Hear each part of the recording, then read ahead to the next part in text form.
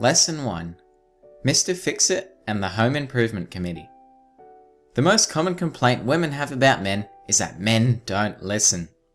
He either completely ignores her when she speaks to him, or he quickly assesses what's troubling her and then offers a solution to make her feel better. He gets confused as hell when she doesn't appreciate it. She just wants empathy, but he thinks she wants solutions.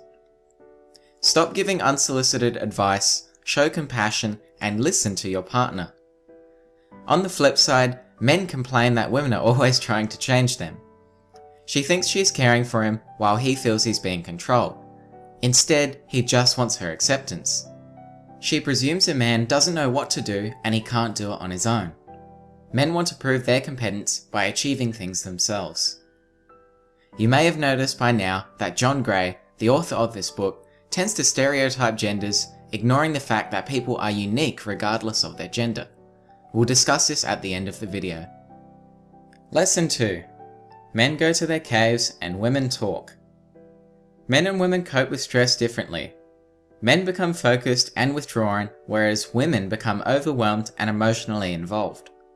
During these times, men feel better by solving problems, while women feel better by talking about their problems. In times of stress, men will retreat to their caves.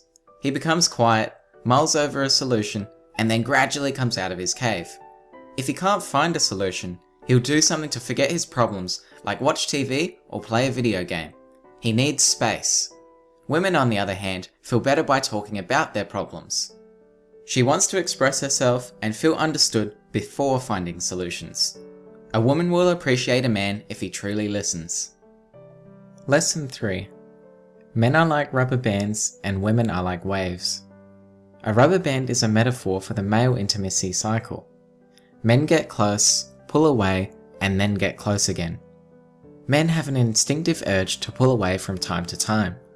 This is commonly misunderstood by women, especially when they try to share their feelings but their man pulls away.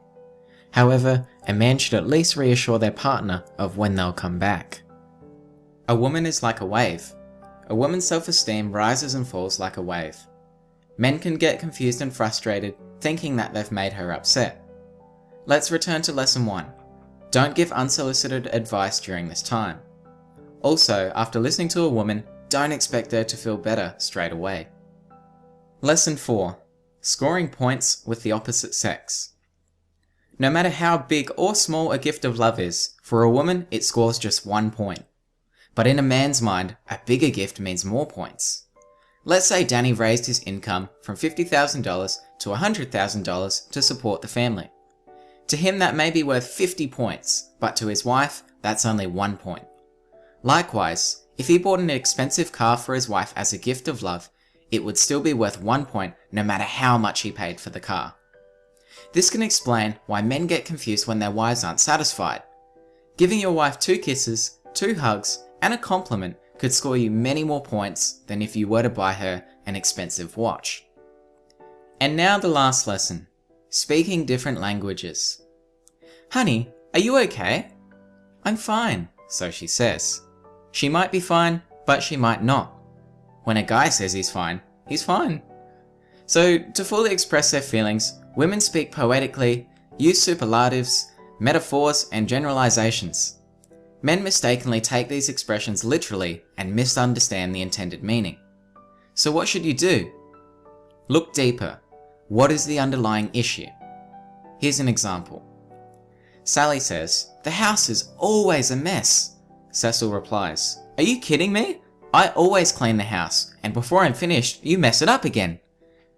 Now this is a bad way of responding, because what she really may mean is, "I need to relax today, but the house is messy. I'm frustrated and I need to rest. You clean a lot for me, but for today could you please offer to help clean part of it?" Try not to take everything literally, especially when emotions are running high, otherwise you'll get frustrated. Another example. Sally says, "You don't love me anymore." But what she really may mean is, "Today I don't feel loved. I know you love me, I'm just feeling a little insecure at the moment. Would you reassure me of your love?" Don't expect to be perfect at reading women straight away. It takes time and effort to get to know how your partner behaves. Before you go, it's up to you on how you decide to use this information. This book was published in 1992 by John Gray, who apparently has little credibility.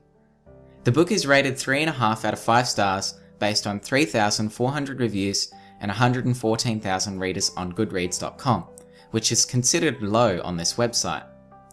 In the day and age of the feminist movement, many argue that the author is a sexist pop psychologist who pigeonholes people into gender stereotypes and therefore gives worthless advice. Whilst I do partly agree, that's not to say we should ignorantly flush it all down the toilet. This book has genuinely helped me in my relationship. Regardless of your gender, here are 5 important points that everyone can benefit from. 1. Don't give unsolicited advice. 2. Understand people need space sometimes. 3. Listen to people when they talk. 4. It's the little things that count. And 5. When someone is upset, don't take words literally. Try to understand the underlying issue. Thanks for listening, guys, and I genuinely hope this helps you in improving your life.